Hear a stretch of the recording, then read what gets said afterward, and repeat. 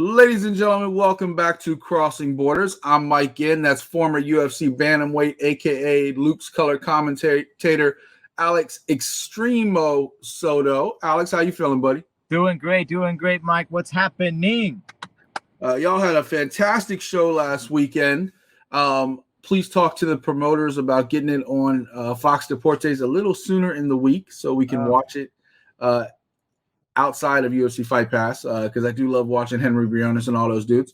With that said, I had to actually catch it on Fight Pass this time, and Alex and was it Julio? Yeah, it was no, it was actually his name was, I'm terrible at this. He was a new guy, showed up. You only spent like 6 hours with him. Yeah. Oh God. He had a nickname. That's right. Nano was his name. Nano. Okay. Nano. Yeah. No Francisco this time. What happened to Francisco? He just couldn't make it. He's doing some stuff for some basketball team because he does a lot of sports. And so it was just a conflict. And doesn't he do stuff for the Dodgers too, or no? Dodgers, LA Kings, the Lakers. I mean, you name it, man. Any sport he's out there, he's doing it. Yeah, I'm sure he's going to be gearing up a little bit now. Baseball season starting. Oh yeah, I'm sure. Don't be disappearing on me like that. All right. We're here today to talk about LUX 31. Alex was right, of course. Brand new champion, Jorge Calvo. We'll talk about that. Fantastic card, top to bottom. This is the last card until May, so plenty to talk about here. They're not back in action until May 19th for LUX 32, where the ladies are taking charge down in Guadalajara. But LUX 31, brand new champion, Jorge Calvo Martin, finally gets it done. Climbs to the top of the mountain. Didn't realize that he had champs in his camp. Former UFC champ as well. Eric Silva, I believe, was in his camp, right? King Silva? Yep. Going against Luis Ivan Rodriguez, El Nino Azteca. What you think of that fight, man? Tell people at home what happened. Well, first of all, I thought it was just, exactly what I said it was going to happen, man. No, just kidding. But you did not call exactly a second round submission. They didn't even go to the second. I thought it was in the first. Oh, you're right. First round. I'm sorry. First round submission. So first round submission, Jorge Calvo, is just the experience of that kid, man. Jorge Calvo just came in and just, I don't know why it's second in my mind. It's all right. It's okay because you came in second, probably. You probably that. Yeah, that's probably why. Not in your lifetime, but go ahead. Here we go. So yeah, man. It was How much are plane tickets to San Diego right now for training? Don't you do it. Don't you do it, Mike. I know you're up a weight class, but I think I still got you by a few pounds. But anyway, go back to the fight. I don't know. We're right there right now. Oh my God. Go. Back to LUX 31, Alex. Yeah.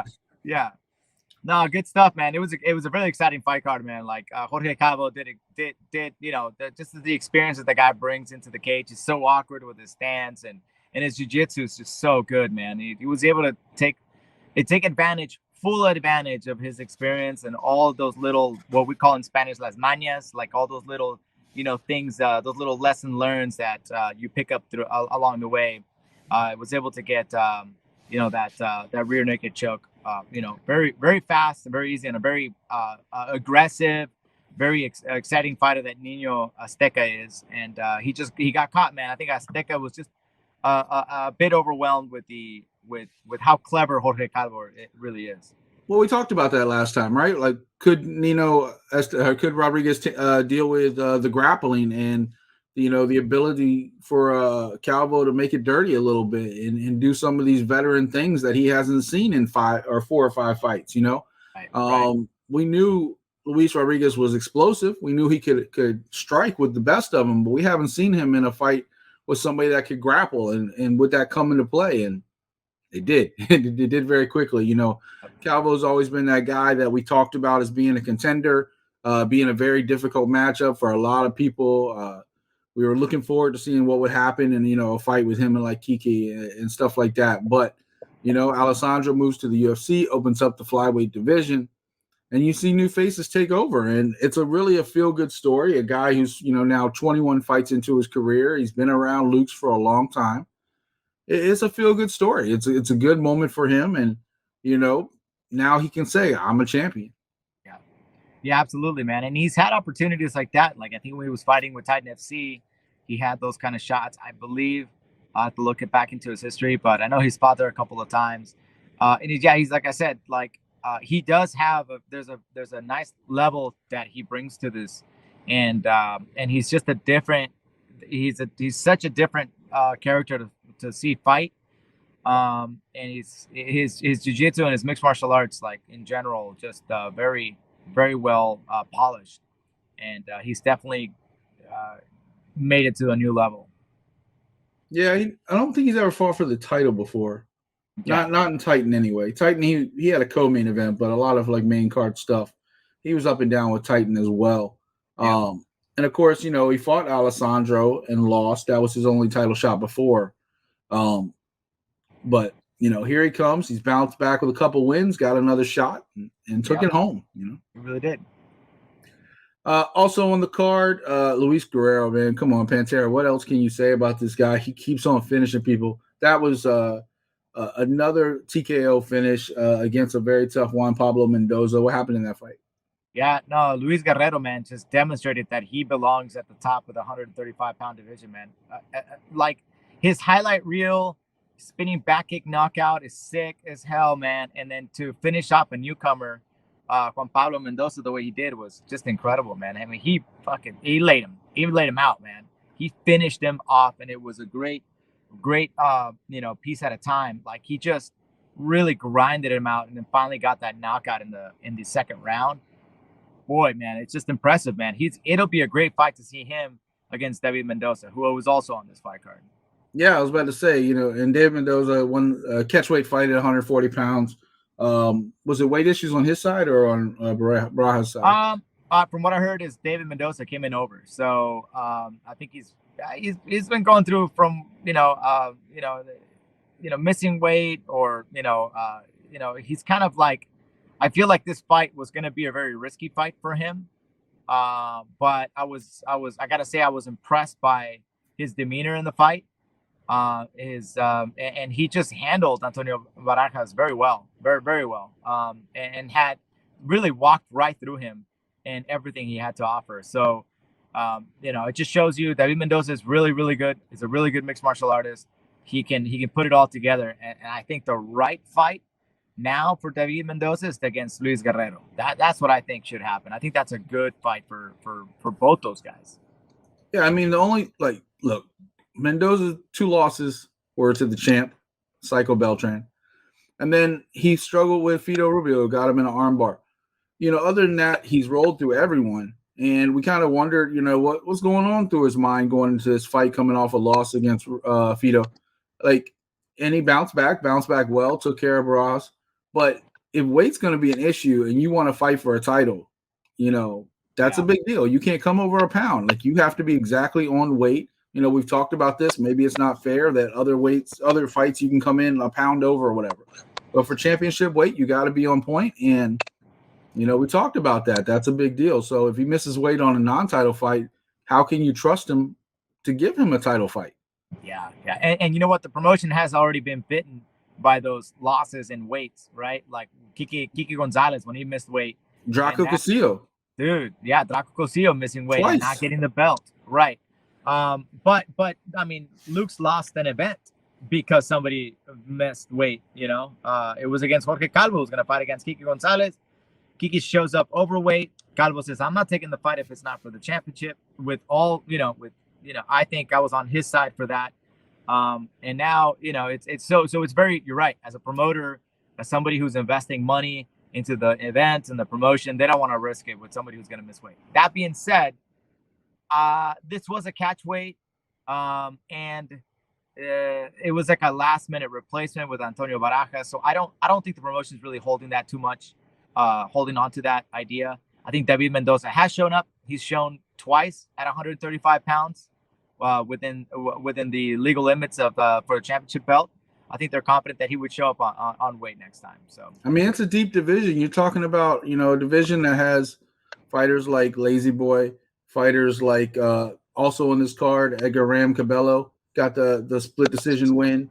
That's another guy that could challenge for the title who's been around for a while. It's not a division you really want to take for granted. Yeah, no, I agree. But it's going to be also very difficult for, really stand out in 135 pounds. They got former bantamweight champions ringside, like Alex Soto. You just don't want to play with that bantamweight division. You don't. And you got to stick out, man. You got to perform. You got to perform well, man. You got to put something exciting on if you're going to be taking a fight like that. Yeah, I mean, look, we talked about how some of Beltran's last couple of performances haven't been like the most exciting fights in the world. He was kind of careful a little bit in the Rubio fight. But this is a guy who held that division down, was a former UFC fighter. That's a named division. And you got a promotion that's constantly putting fighters in Dana White's Contender Series and now in the UFC with like Alessandro and King Silva, formerly Diego Lopez and Beltran. And there's a lot of fighters that have been up there. Bam Bam Valenzuela got up on the Dana White Contender Series. So the eyes are on you. The eyes are on you in LUX Fight League on UFC Fight Pass. You got to make weight. Got to make weight. Cesar Vasquez, that's a guy right there who really stuck out in the bantamweight division as well. Bantamweight or flyweight? I thought he's 125. Flyweight division. Excuse me. He might be next. He might be next in line for Jorge Calvo. Yeah, he put up an exciting fight. I don't know. I'm not sure if you watched that one, but that one. The second round triangle finish. Yeah, I saw the highlights of it. Yeah. Dude, that Cesar Vasquez looked great. Probably the best performance of his career since I've seen him fight at LUX Fight League. Really exciting. Just really for 125 pounds, this kid's got a lot of strength, man. Like so much talent. So it'll be good to see him fight again. Especially maybe even for the title. Who knows? Against Jorge Calvo, might be a little too soon in my opinion, but it is what it is in the division. I mean, look, right now this is a very big transition period for LUX, right? Like a lot of their champions just got called up to the UFC. So right now, this is when young fighters and rising fighters and even veteran fighters, like this is your chance. Like this is your chance to be the new face of LUX, a promotion that's on everybody's mind right now, that's constantly putting out stars to go to the next level. Like if you're fighting in a country and you want to get to the grand stage, you want to go to the promotion putting them on. That used to be Combate, and it's not that Combate doesn't do it anymore. We saw it with, Yasmin Howdigi and stuff like that. There's still people coming up from Combate, but a lot more eyes right now are on LUX Fight League now that Combate is going, quote unquote, global, right? Like they're expanding all over the world. So now if you're a Latin American fighter, whether it's Mexico, Costa Rica, Argentina, you see a lot of these guys coming through LUX right now. Like this is where you got to be. And these fight cards like LUX 31, that was pretty action-packed from start to finish. You're talking about finishes. You saw a great submission from Alberto Garcia with the heel hook. You saw, Dana Garcia with the finish over a very tough Hannah Ramos with the guillotine. All these finishes, all these excitement. Like right now, LUX Fight League is on fire, and I think this is where you want to be. So, like I said, it goes back to also David Mendoza. Make weight. make weight. Yeah, absolutely. That's huge. It's funny. You just mentioned Danny Garcia versus Hannah Ramos. That was a fight, a comeback from behind win for Garcia. That was like one of the most like one-sided beatdowns from Hannah Ramos with her combinations, her score. Everything was just so good with her, man.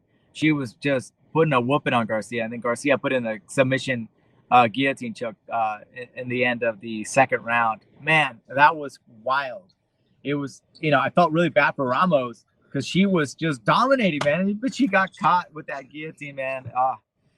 It was how many times do we talk about that with Hannah Ramos though? Like, oh, she's such a tough fighter. And then like against Shaka Romo, right? Like, yeah.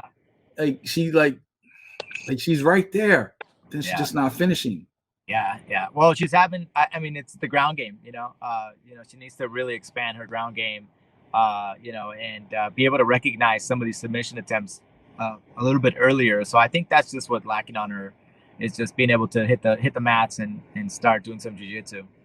Like you look at her resume, like come on, Andrea Vasquez, champion, Shaka Romo, constantly fighting for the title, and now Dana Garcia, like. She's fought some really tough, like she's only got 6 fights, but damn, like those are tough 6 fights. and she's just always right there. Just there, man. Just barely missing it every time. Man, what other highlights on this card really kind of stood out for you? Well, those fight was really incredible. I think Carlos Rivera coming in with the unanimous decision win over Walter Reyes. Lobo versus Lobo. Yeah, those were the Lobo versus the Lobo. That's a great fight, great featherweight matchup.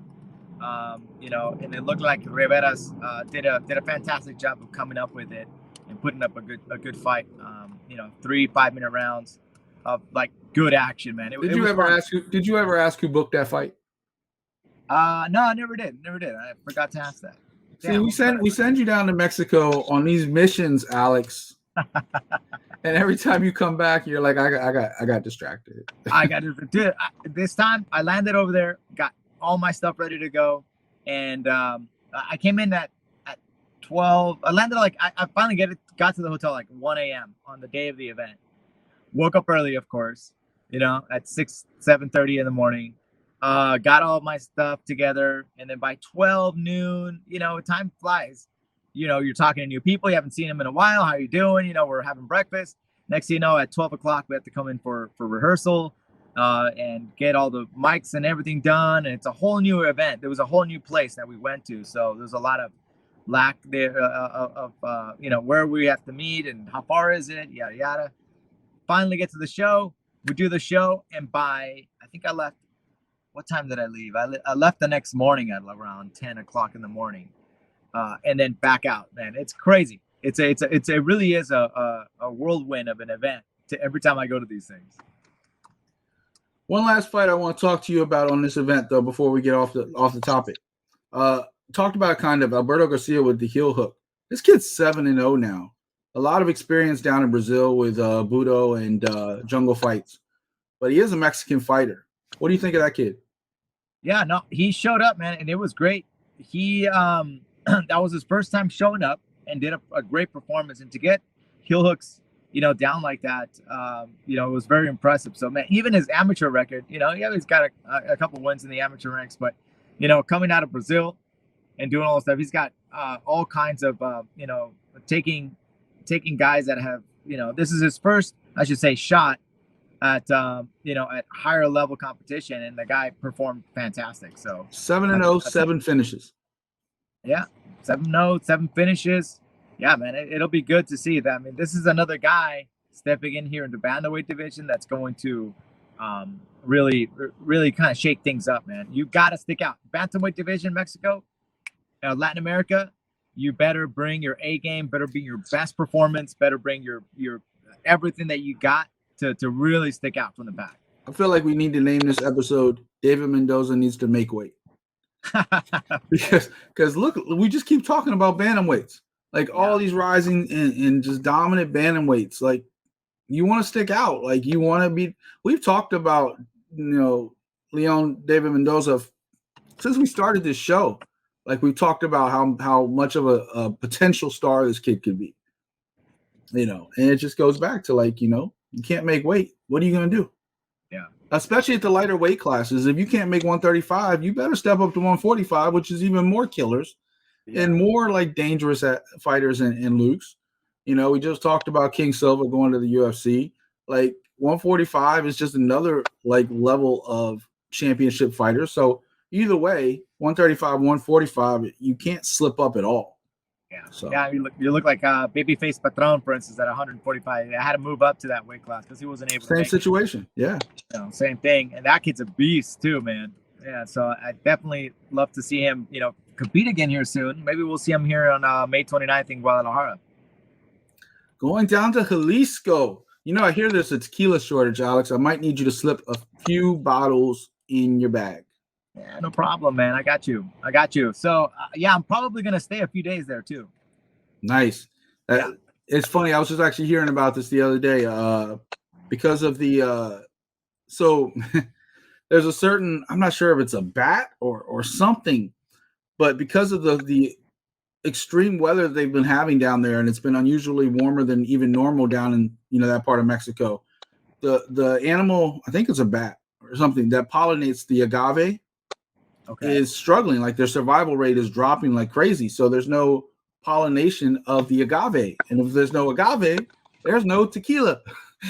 So all these companies right now are having mass shortages of tequila. So get your bottles now. The prices are about to go. Okay, it's gonna be a shortage. All right, I'll buy some bottles down there when we get over there. Yeah, I'm gonna. My father's from there, so there's some distant relatives that live there. Nice. And I'm planning on saying what's up to them and hanging out with them. So we'll see how it goes. I mean, that part of the country is so beautiful. Like down there, Jalisco, Guadalajara. And it's going to be headlined by the ladies. Like you said, May 19th. May 29th? I thought it was May 19th. May 29th.